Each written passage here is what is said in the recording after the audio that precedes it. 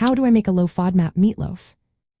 If you are wondering how to create a delicious low FODMAP meatloaf, you are in the right place. This recipe is perfect for those with sensitive stomachs, especially if you have irritable bowel syndrome or colitis. Let's get started with the ingredients and steps you need to follow. First, you will want to choose your ground meat. Ground beef, ground pork, or ground turkey are all great options. You can use one type or mix them together for added flavor. Aim for about 1 pound of meat.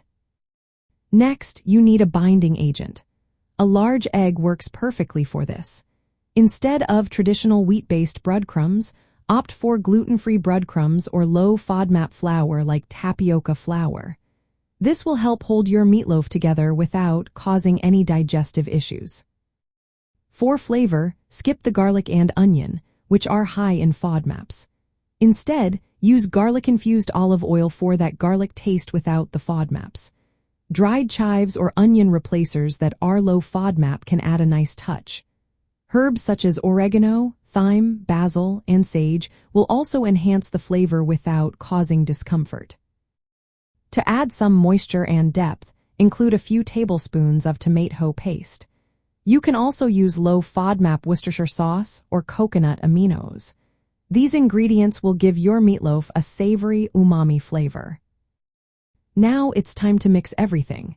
In a large bowl, combine the ground meat, egg, breadcrumbs or flour, garlic-infused olive oil, chives, herbs, tomato paste, and Worcestershire sauce. Use your hands to mix until everything is well combined. Shape the mixture into a loaf and place it in a baking dish. Preheat your oven to 350 degrees Fahrenheit to 400 degrees Fahrenheit. Bake the meatloaf for about 30 to 45 minutes. The cooking time will depend on the size of your meatloaf. You can check if it is done by cutting into the center or using a meat thermometer. Aim for an internal temperature of 160 degrees Fahrenheit. For a tasty glaze, mix low FODMAP ketchup with a bit of mustard and brown sugar.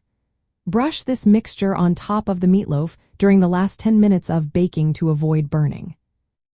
When your meatloaf is ready, let it rest for a few minutes before slicing. Serve it with low FODMAP sides like mashed potatoes made with lactose-free milk or almond milk. You can also pair it with cooked low FODMAP vegetables like carrots or bell peppers.